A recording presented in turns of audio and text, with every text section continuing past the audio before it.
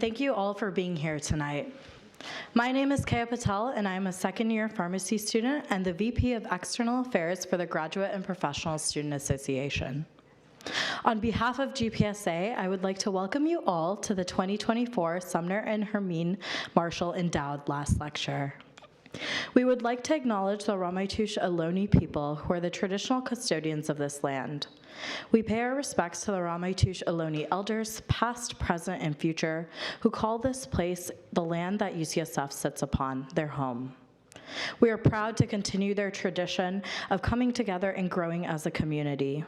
We thank the Ramaytush Ohlone people for their stewardship and support, and we look forward to strengthening our ties as we continue our relationship of mutual respect and understanding.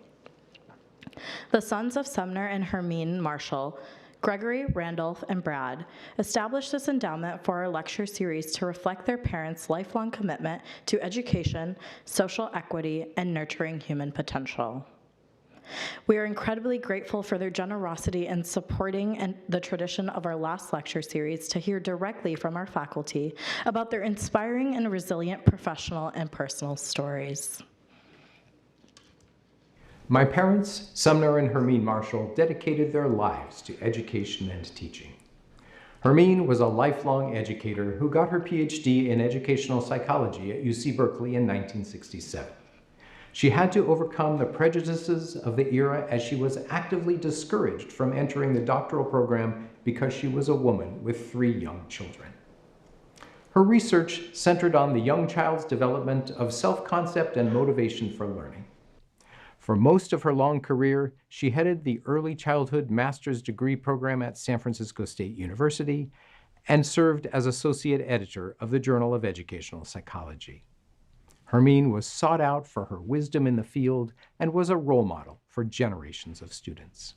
Sumner finished his urology residency at UCSF in 1964. Very early in his career, he started teaching urology to the third-year UCSF medical students, and he did so for the next 50 years. He absolutely loved his time with the med students.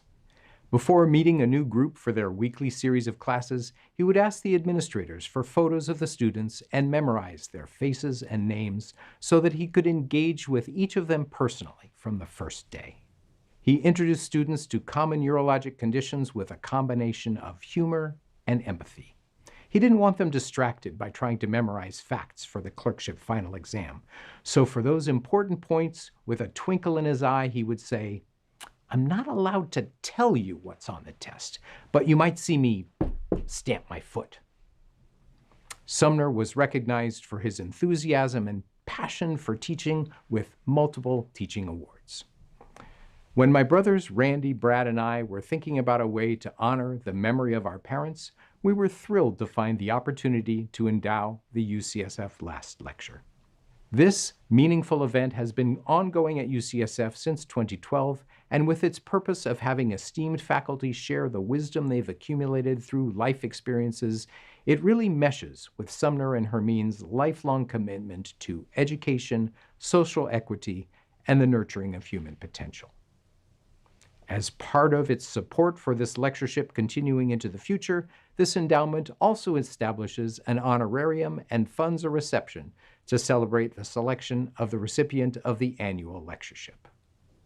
Welcome, Dr. Tuan, to the 2024 Sumner and Hermine Marshall Endowed Last Lecture.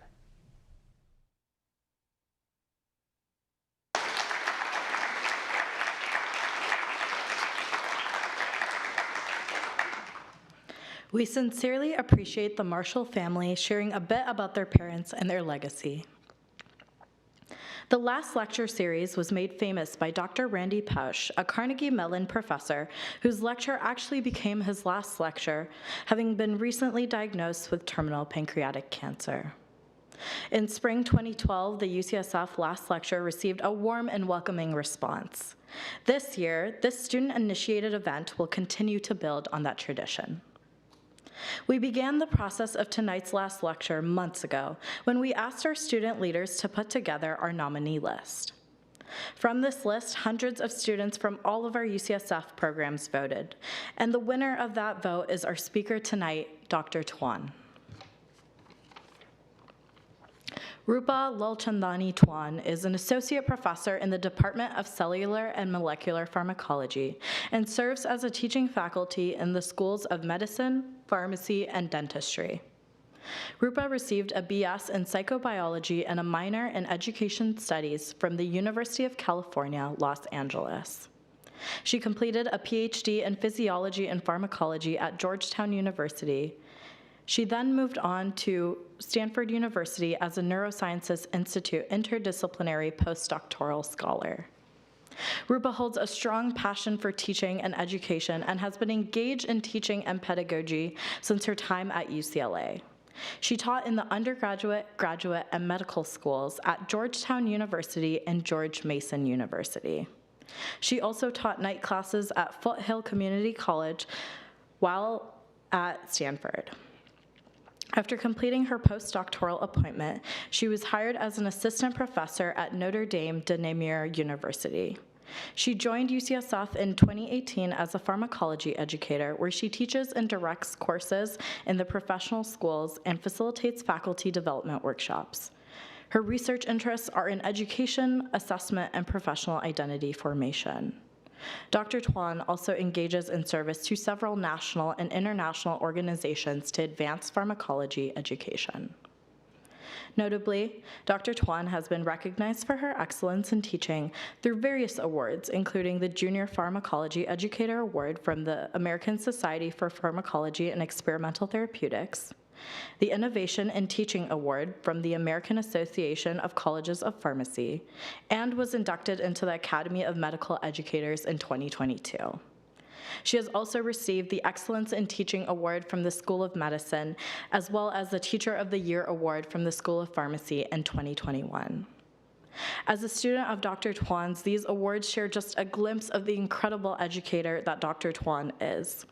Her unparalleled dedication and commitment to her students is evident in every lecture and interaction with students. Her passion for pharmacology is contagious, and her teaching style transforms complex concepts into accessible and engaging lessons. And her impact extends far beyond the classroom, as she invests not only in our academic success, but also in our personal and professional development. It is with the utmost admiration and gratitude that I introduce Dr. Tuan this evening. And so, on behalf of the UCSF student body, I ask Dr. Tuan, if you had but one lecture to give, what would you say?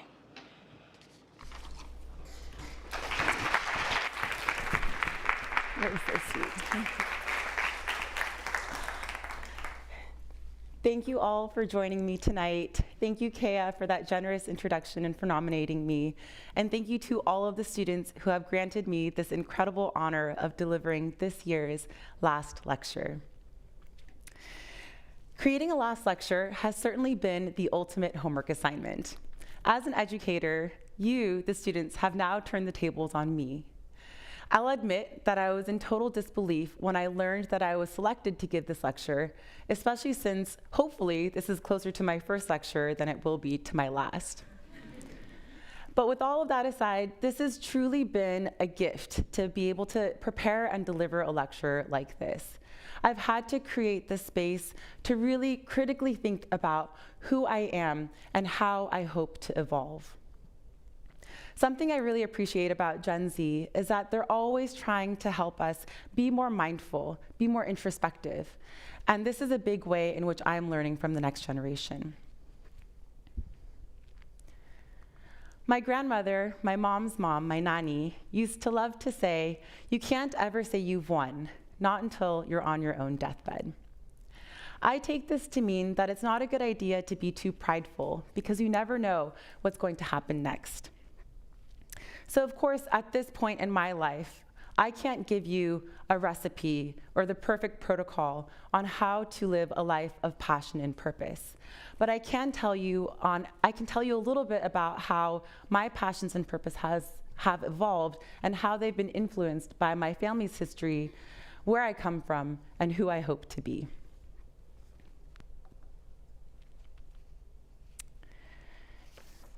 Many people consider their parents to be their original heroes, and I am no exception.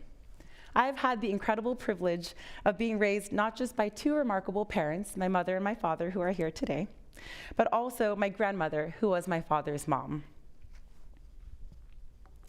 My grandmother was born in Sindh, shown here in green, to her parents Lalibai and Kim Lalchandani in 1936 in a region called Sindh. My grandmother was incredibly bright and hardworking, and she was commonly at the top of her class. In Sindh at that time, classrooms were often combined such that one classroom had several levels, and a lot of times there would be friends, neighbors, siblings, cousins, all in one classroom.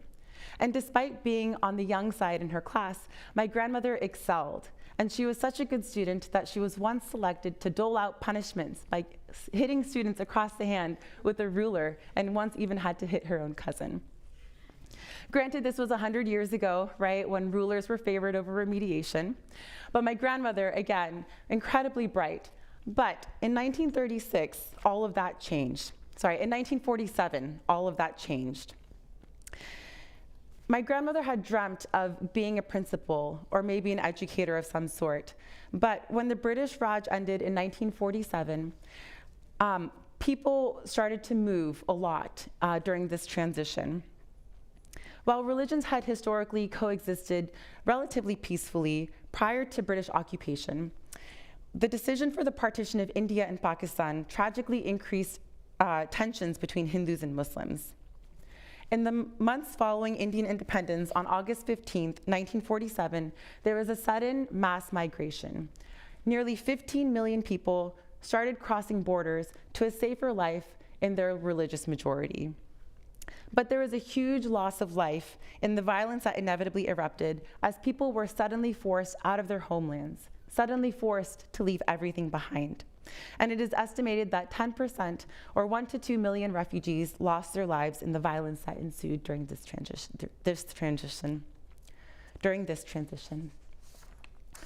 My grandmother Chandra, shown here, lost a lot during this time. She was 11 years old during partition, and by the time she was 19, she had lost 2 siblings, was married, had a child, and was widowed.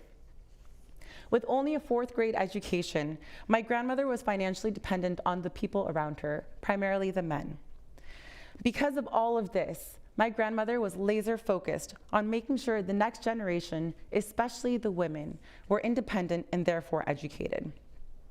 So despite coming from a more traditional upbringing, my grandmother would always say, "Benje parents bien zaruri hai." It is necessary for you to stand on your own 2 feet. This was her mission, to foster stability and encourage independence in the next generation, and she did everything to support this. My grandmother made many sacrifices, and one of the biggest sacrifices she made was letting go of her son when he was 15 years old so that he could pursue a better life in the United States, even if that meant that she would be alone in India for the foreseeable future.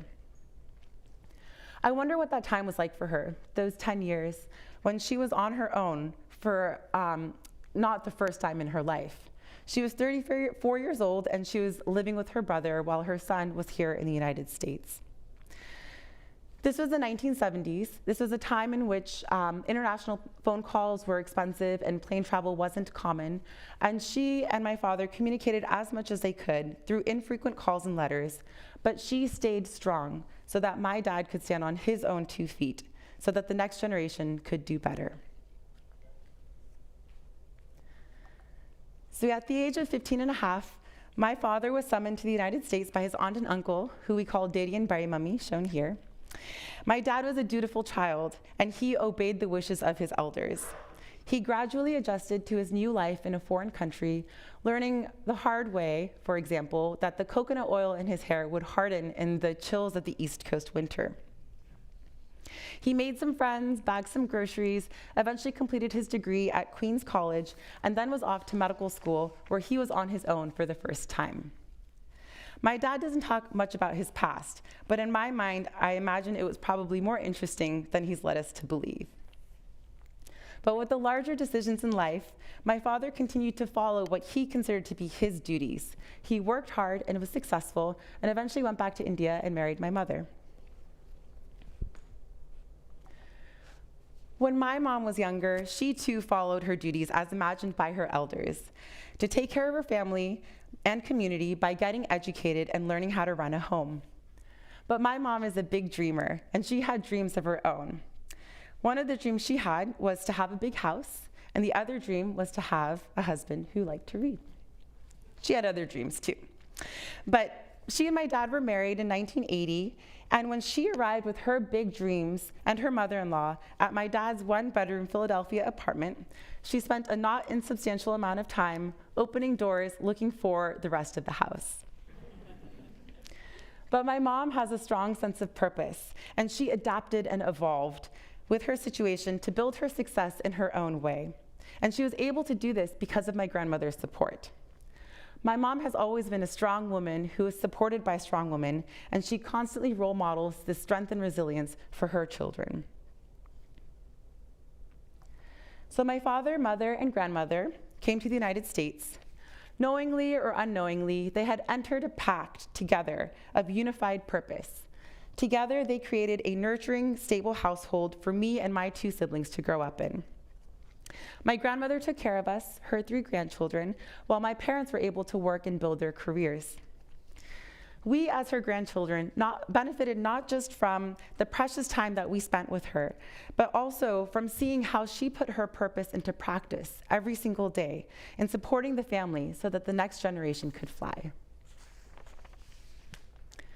Because of this and so much more, in her final days, my grandmother profoundly reflected, "Minjidari ma bagicho tevyoai." From one branch, I have created this bountiful garden. She passed away on August 15th, 2020, exactly 73 years after the independence of India.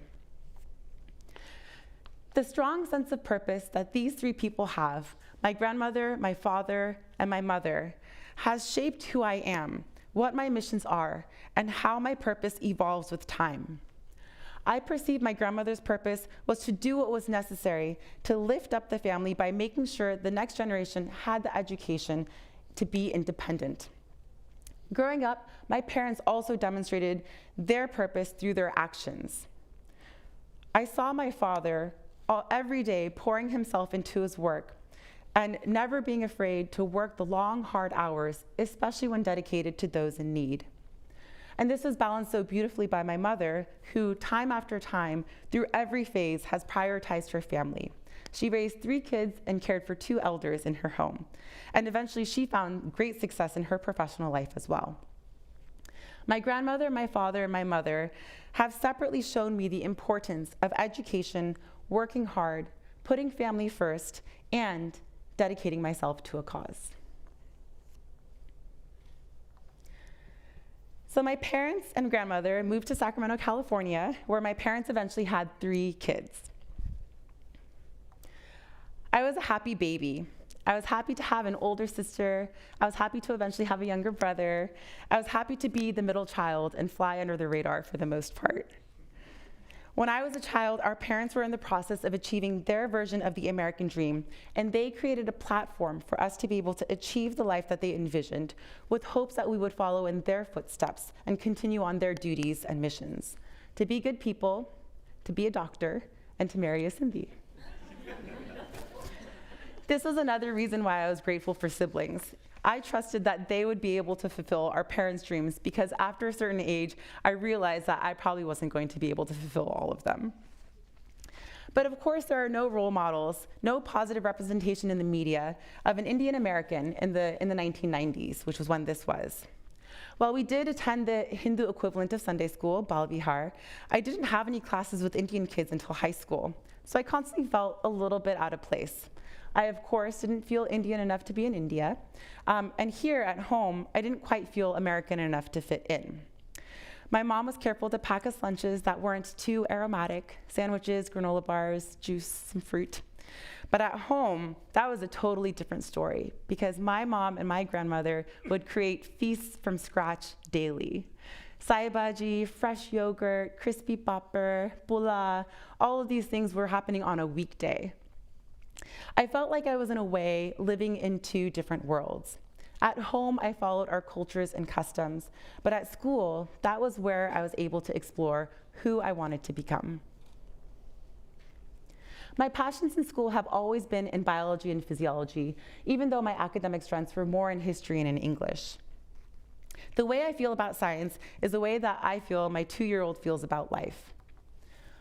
I don't know what this is or how it works, but I have to figure it out. But I had passionate science educators who helped me to understand the material and who ultimately awakened an interest in pedagogy in me that became a through line for my career. I was captivated by biology, and I was so grateful to hear my biology teacher in high school, Mr. K, say, "The best students aren't the smartest students. The best students are the ones that work the hardest." And I could work hard, because I saw my parents do that all the time. So I worked hard in high school, and I did fine. I was never a great student, never a straight A student. I wasn't valedictorian, but I was always around smart people, motivated people, and with their tide, my ship was raised. I was accepted to a few good colleges, and despite my parents' wishes for me to go to UC Davis and stay at home, I decided to go to UCLA. I met some of my lifelong best friends in the first few months of college, and in the excitement of being away from home for the first time, I lost track of the mission that my parents had set out for me in those first 2 quarters. And that mission was to get good grades so I could go to medical school.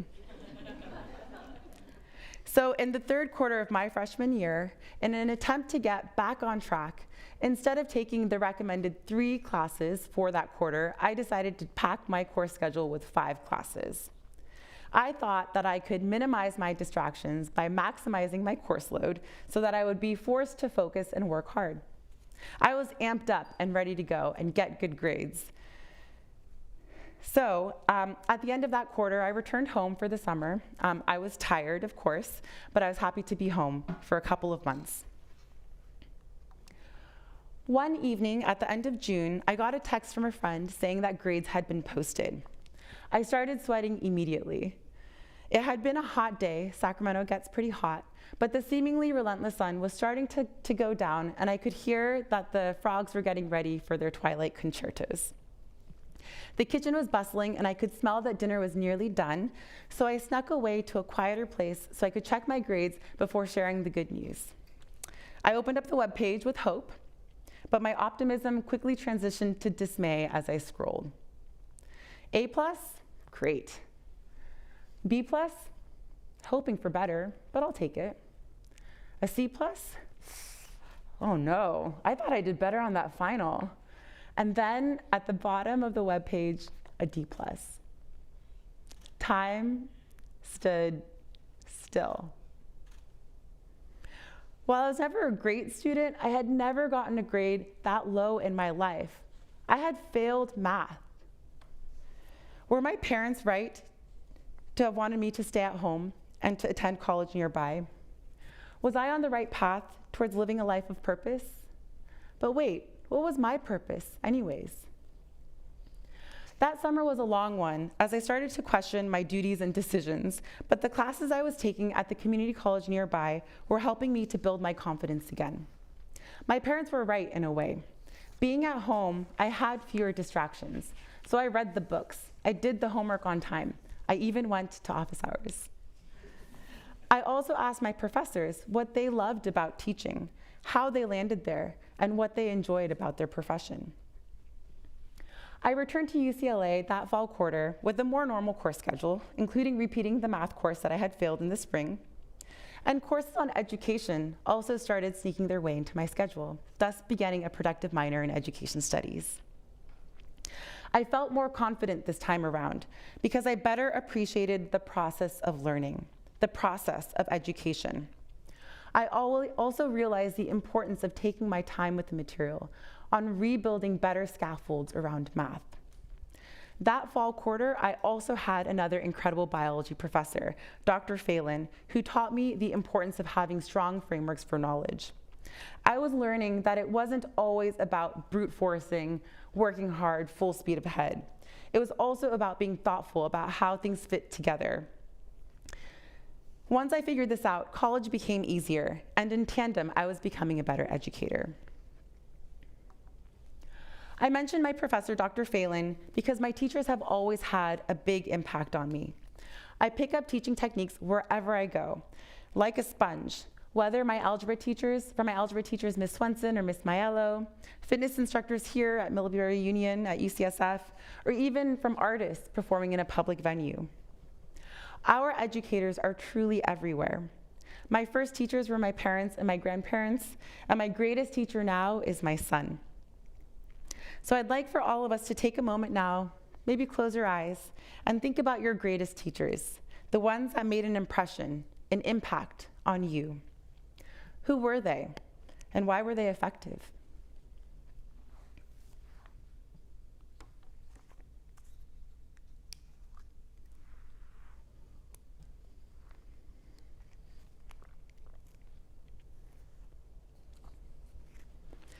I'm guessing something that your teachers had in common was passion and love.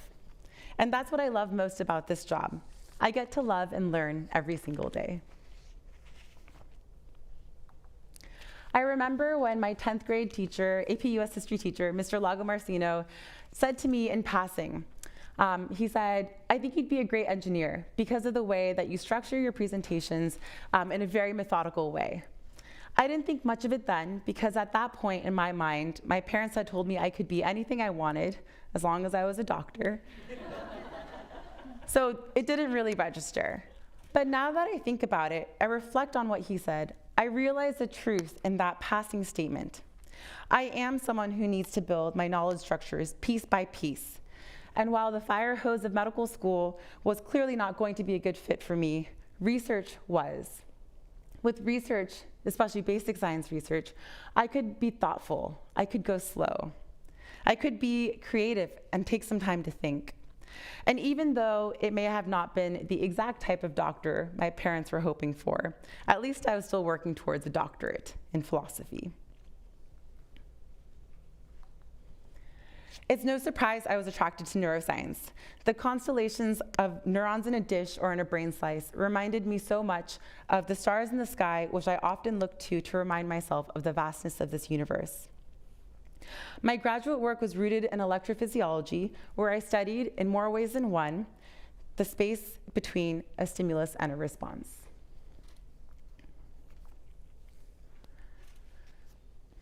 I was a pretty serious student. Again, I knew working hard was key, and I wasn't afraid to work long hours, working nights and weekends, spending them in the lab. In September 2010, about a year after I started graduate school, I was encouraged by a few friends to attend the graduate student organization elections. I'm not someone who normally gets involved in student government, but that day I thought, why not? I didn't have any experiments set up, I didn't have plans for the evening, and there was a free happy hour afterwards. So I made my way to a tiny room that was packed with graduate students. There were some faces there that I recognized, most that I didn't. But the meeting started anyways. It started with nominations and speeches, and first up was treasurer. There was one person nominated who won by default. Next up was communications officer. This time there were 2 people who were nominated, and there was one person that I recognized. I had met Edward Tuan the previous year when my lab mate, Alfredo, had organized a social at a museum. There were only 4 of us that went, so I spent the evening talking mostly with Ed, losing track of my surroundings, and almost getting kicked out for standing too close to the paintings. But a year later, here he was again, and he was giving a speech that was making everyone laugh, including me. Ed, of course, won by a landslide, but at the end of that election, I knew that I needed to know more about this person. So later at that happy hour, and in fact for all of the seminars and socials that happened over the next few months, I would walk into a room, scan it for Ed, who was usually making somebody laugh, and then figure out a way to corner him into a conversation with just me. One thing led to another, and we started dating, though the beginning was a little tumultuous because I realized that there was no way that Ed was going to pass as Indian.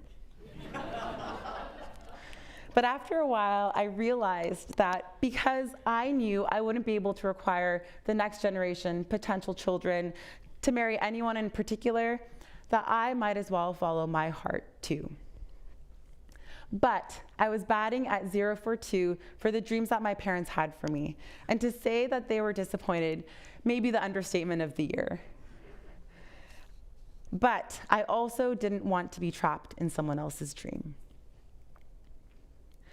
After I told them about our relationship, I decided that I needed space from everything. I didn't talk with Ed or my parents for nearly a full month, which is entirely out of character because I like to call my mom every single day. It was a lonely time, but it was a necessary time. But eventually, I found myself back at Ed's doorstep. And over time, my parents realized that their middle child is stubborn, as Lalchandanis are wont to be. So they tried to approach this alien situation with the growth mindset. And when they finally met Ed in 2012, they welcomed him with open arms, and they haven't really looked back. My parents did a complete 180, and in a big way, the three of us finally realized that our duties and our desires are not the same, that they can't be the same. I am a child of immigrants, so I know my culture as an Indian American, but I don't truly know their culture, which is rooted in 1970s India. But suffice to say, seeing this change in my parents changed my perspective too. They showed me that it is never too late to be adaptable and to be willing to grow. So with their blessings, a year later we got engaged, we got married, and we'll be celebrating our 10-year anniversary this fall. And these days, more often than not, I'll find that Ed and my mom take each other's sides during an argument or a discussion. And whenever I go home to my parents' house without Ed, they always talk about him, and they wish that he were there. In fact, the last time I went home, they said, "Don't come back without him next time." My parents took the time to realize that there is a space between a stimulus and a response. And in that space is our power to decide how to proceed, how to grow, and how to allow freedom not just for ourselves, but for those around us. During this time, witnessing my parents' evolution, I also evolved. I took the time to critically examine what I believed in, what I wanted for the world, and whether I was leading my life through those values. As I progressed through my 20s, I was learning that I had to define and chase my own dreams in my own way, regardless of others' expectations for me.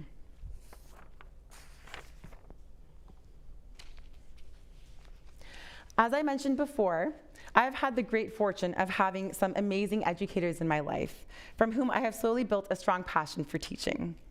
I mentored, tutored, TA'd from college, graduate school, through my postdoc, but I never had a full-time, long-term position in teaching. But it wasn't because I hadn't tried. In fact, I had applied for Teach for America in my early 20s after college, but due to erroneously thinking that I could teach about the phospholipid bilayer in a 5-minute teaching demo, and my mom praying on the side that I didn't get selected, I understandably didn't make the cut. Ed and I finished graduate school at Georgetown, and then we drove back across the country to California, to the Bay Area, where I continued to pursue research as a postdoctoral fellow. My main project was studying dynorphin, specifically on reversal learning or mental flexibility, some of which is shown here.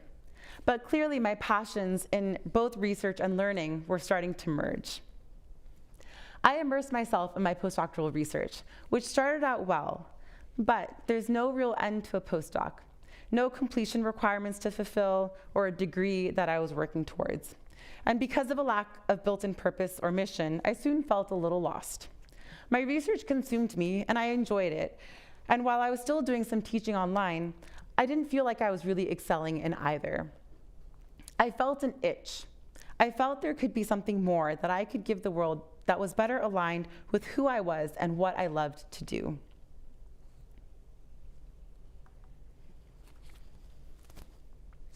On the morning of December 7th, 2016, I received an email from a faculty at Foothill College. I had been communicating with her for several months. I had met her for an informational interview, I had shadowed one of her classes, and I was quickly enamored with the idea of being a tenure-track faculty at a California community college because of what they represented to me. In both of our in-person meetings, Dr. Erickson had asked me casually if I wanted to teach night microbiology lab the following quarter. I had no experience at all teaching micro, and in fact, I had only taken one course on micro several years ago. So I said no twice. But that December morning in my inbox was a third request. I do still have that evening micro lab available. If that's something you'd like to try, I'm happy to schedule you in. My instinct was to say no again. This was not the door that I thought would be open to me. And anyways, I didn't think I was the right person for the job. That evening over dinner, I told Ed about this absurd third request.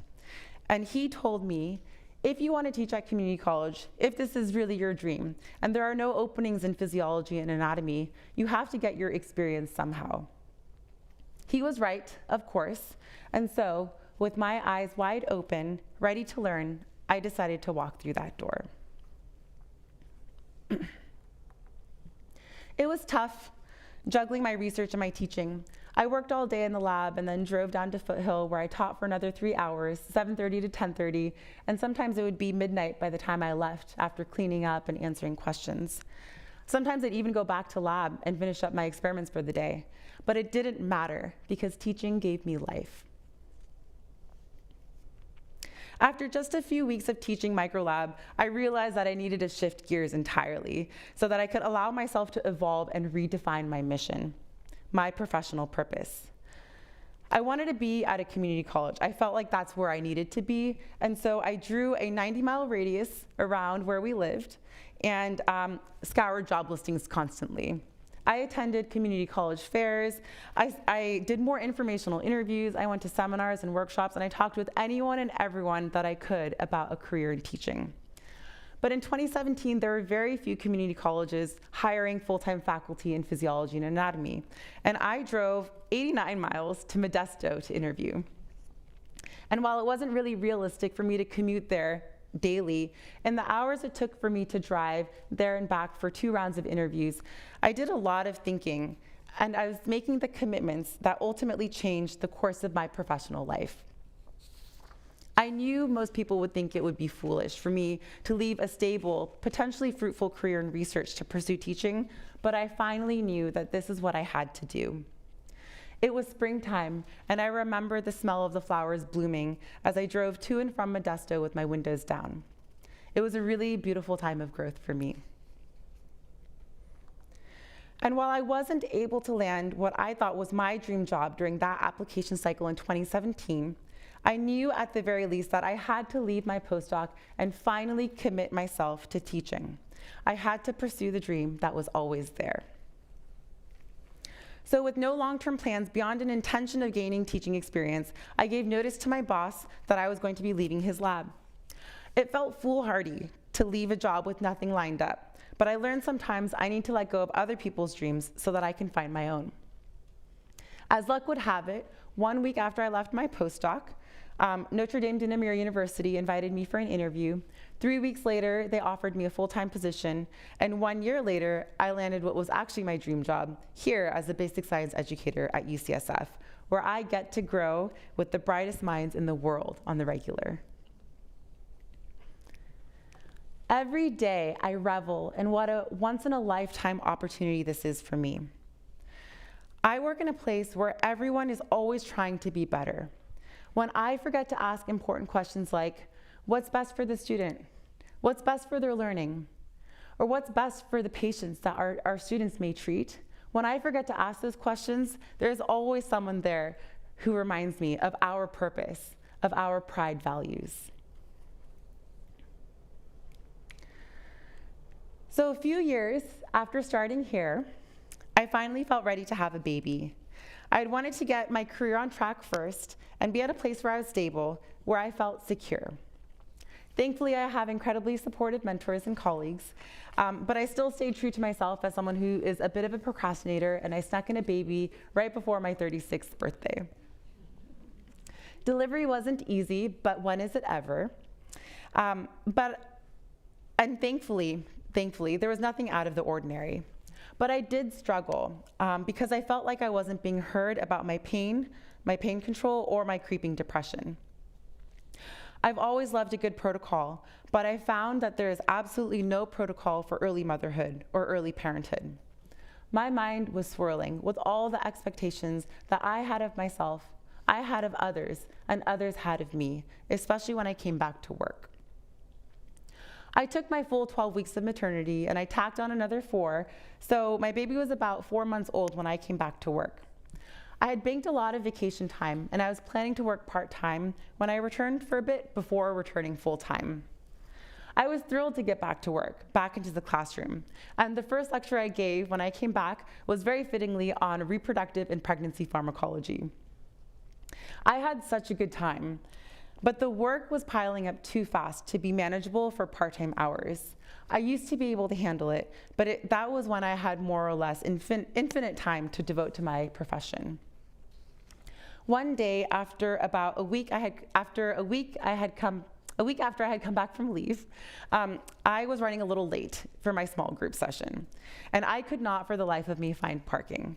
I went into a garage, went all the way up, all the way down, tried another garage, and then finally squeezed my car into that tiny spot in the orange level. I sprinted to my small group room, and maybe it was the hormones or maybe it was the fact that I had been running, but I was sweating and spiraling as I thought about how I went wrong that morning. I was late for my small group, but the students were kind, and they even generously offered some suggestions on where to park next time. But once we started working through the material, that day we were talking about antiarrhythmics, I completely forgot about all the stresses of life, all of the stresses of finding parking or all of the stresses of early parenthood. Everything except for what was going on in that room at that moment just melted away. My passion for my work is a fire I have been tending to for a long time with all of my resources and energy. But I was, and honestly I still am a little bit, unaccustomed to making sacrifices for anything except for work. I expected I'd be able to jump right back in after my leave, as if nothing had changed. But there was so much more that was going on now. There was a lot of stuff that was weighing on me too. I was so fixated, for example, on breastfeeding. I even bought a special baby scale so I could get the data I craved to make a protocol that would finally allow me to have it all. We were making charts and graphs and pivot tables to try to figure out how to put it all together, how to make it all work. But I was burning the candle at both ends. And this eventually exposed the fragility of my mental health postpartum. Late one night, I found myself wandering through the streets of San Francisco, staring at the stars and feeling like I was drifting out to sea. When I eventually came back home, I realized that I needed to evolve yet again. So I found myself in a situation where I can't really just work hard at something and get through it. I have to take the time to redefine my duties in terms of what I need in order to feel secure, but now through the lens of trying to lead a life of balance. My husband recently joked that my approach to work is akin to Vincent's character in Gattaca, who says, "I never saved anything for the swim back." But that approach isn't just impossible, it isn't healthy, and it's definitely not how I'm going to be able to achieve any sort of balance with my new family life. Because in the end, what is it that truly matters? For me, it's my family, it's my friends, it's my community. It's also the people I work with and the missions I work towards. But I need to find a better balance. On many days, I find that I give my all to my work, leaving only the scraps, the leftovers of my best self for my family. And I have to ask myself, is that the right thing to do?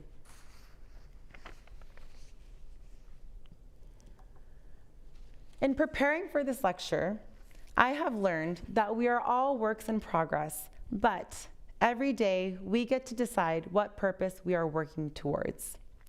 As I have shared with you through the course of this evening, my purpose has changed with every phase of my life. When I was younger, it was to find my voice and to pursue my passions. And when I was in training, it was to align my passions with my professional purpose. But if I were to reflect on it today, my purpose now is to pursue my personal and my professional life with a more balanced approach and to leave the world a little bit better than when I came. I realize how fortunate I am to have the opportunity to be even thinking about this. And it's all because of what the generations before me have done and what they have sacrificed. And while we may perceive that those that came before us had a unifying purpose that tied their life neatly together, the reality is that everyone's purpose evolves with time. My grandmother's purpose in life wasn't always to enable independence in the generations to follow, but the conflicts of her time dictated that she devote herself to that cause. My father may have not always dreamt of being a physician, and my mother may have not always dreamt of being our family pillar, but they have eventually found lifelong satisfaction in these things. So I'd like to send everyone home with a little work tonight, which is to take some time to think about your goals and your passions and how these may help you serve your greater purpose. And as you all start to consider this, I'd like to invite a few people to share what their purpose is at this time in their life. Hello, everyone. My name is Kaya Patel, and I'm a second-year pharmacy student. My current purpose is to excel academically and lay the groundwork for a successful career in pharmacy, all while maintaining my health, relationships, and overall well-being.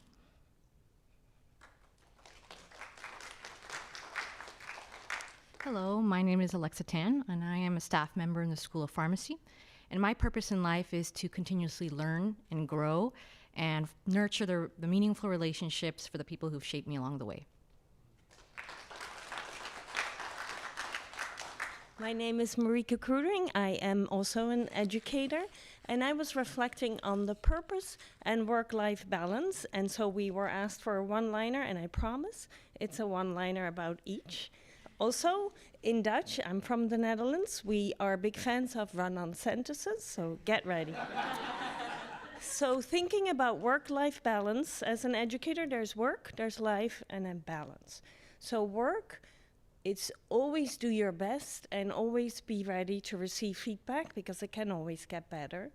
And if you work in a team, focus on the outcome for the team, not whether they take your idea or how it makes you feel. So that's work. Life, one-liner. Never miss an opportunity to enjoy something or have fun, whether that's enjoying a coffee, stealing a kiss, making a bad joke in a meeting or a presentation, or go on a trip, even if that trip initially may not seem to work with your life balance. Never miss out on fun, period. Balance, so how can you work hard and then enjoy hard? So in the Netherlands, we are a very common sense culture. So they have a lot of sayings encapsulating those feelings. And so the saying is, doe maar gewoon, dat is al gek genoeg. Exactly, which means just act normal. That is crazy enough.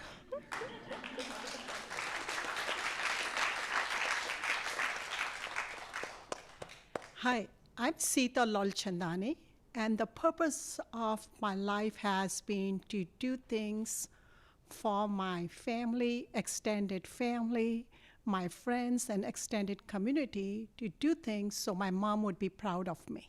Thank you.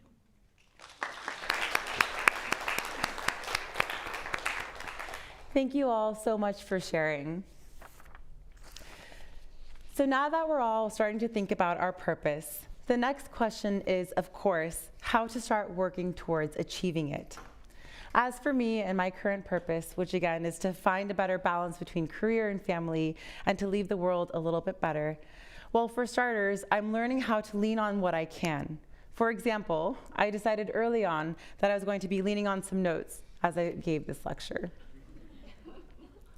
But more seriously and importantly, more broadly, I'm currently pushing myself to think beyond myself and to start truly thinking about the people around me. I remember when a college tour guide said, even if there's litter on the floor that you didn't put there, pick it up because we want to make sure that this campus is beautiful for everyone. I noticed that my dad started picking up trash immediately. And maybe he had always done this, I wouldn't be surprised. But the reality is that we're all in this together. And to me, in that day, it finally clicked. It finally registered. My nanny used to say, even birds can fill their own stomachs, which I interpret as meaning that it's easy for us to look after ourselves and our own, but we must make sure to look after our community too, and to make sure that more people can come to the table and fill their stomachs too. I'm hopeful that the scope of my purpose will continue to expand through my life as my perspective changes and grows. And I know that finding purpose can feel like this really big ephemeral concept, but a concrete thing that I have realized in the past few years that I've been using as a tool for me to achieve my purpose, whatever it is that I have a voice. In fact, we all have a voice. And that voice is stronger than we may realize.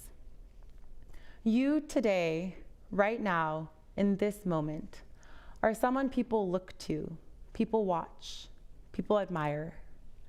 And I implore us all to take that seriously. I surprised myself when I stepped out of my lane to work on the health equity curriculum. Until then, I had been only focused on basic science topics. But Stephanie Shaw and I saw an unmet need, and now the health equity curriculum is an established curriculum in the School of Pharmacy and the first of its kind in the nation. So one of my goals is to make sure that I use my voice for good and for truth, and I will push myself out of my comfort zone into my zone of proximal development in order to do so.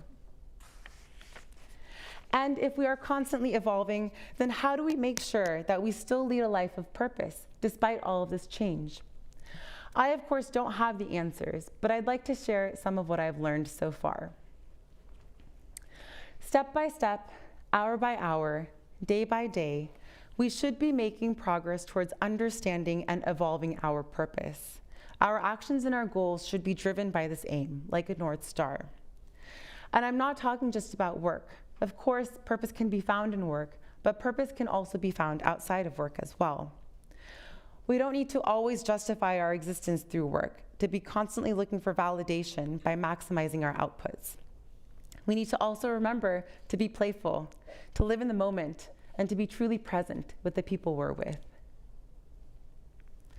And while I'm lucky to have found my passions with relative ease, it has taken a lot of deep reflection for me to start thinking about my purpose. But when I don't know what my purpose is, or maybe my past purpose doesn't fit me quite like it used to, I remember something that my college professor said in one of his lectures in his course, and that is to do good, and be happy. Our purpose can be as simple as that. And this is not new knowledge. In fact, it loosely fits with what Vedic philosophy outlined thousands of years ago as the 3 elements of living a life of purpose. And that is dharma, which is to fulfill our duties, artha, which is establishing security, and kama, making sure that we enjoy life. So, if I had but one lecture to give, what would I say? I would say, step outside and look at the stars tonight after this lecture. And let's do good, and be happy, and hopefully find our way to a purpose that can launch us collectively to greater new heights.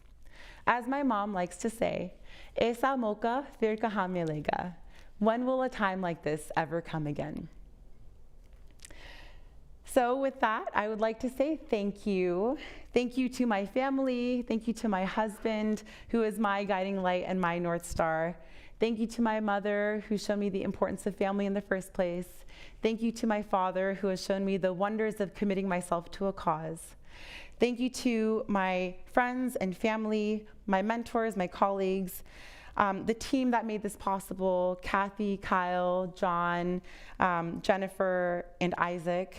I'd also like to thank the students who have given me this once-in-a-lifetime opportunity to be here, you, the audience, wherever you are, the Marshall family for endowing this lecture, and last but certainly not least, UCSF.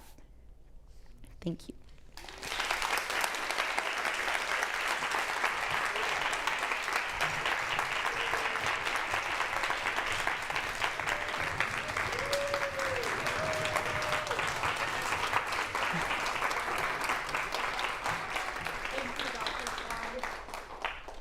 Oh, thank you, Kay. Okay.